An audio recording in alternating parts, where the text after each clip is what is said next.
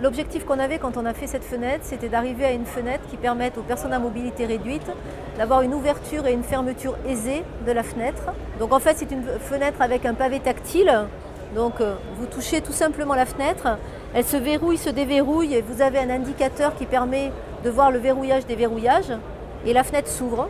Le deuxième point, c'est quand on ferme, on ne fait qu'appuyer la fenêtre comme ça et en fait le système verrouille complètement la fenêtre. Ce qui veut dire qu'avec très peu de force, on arrive à ouvrir ou à fermer cette fenêtre.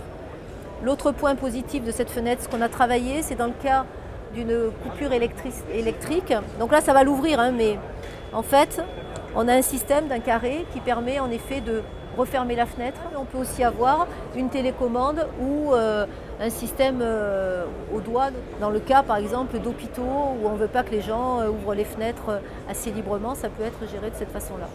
Le sujet de départ, c'est de dire demain, dans les 10 ans à venir, on a énormément de façades qu'il va falloir restaurer pour leur faire arriver à un niveau de performance thermique meilleur.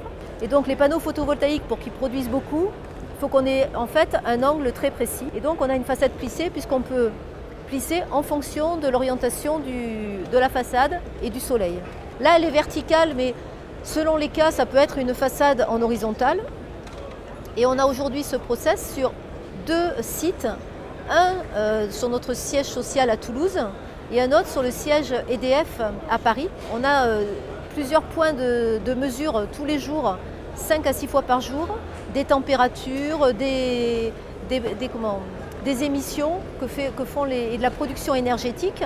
Ça va nous donner des résultats et nous permettre de savoir quelle est la meilleure optimisation pour une double pot, comment elle fonctionne, quelles sont les meilleures inclinaisons. On se met en double pot devant une façade existante, donc c'est sur un précadre acier et on vient en surexposition.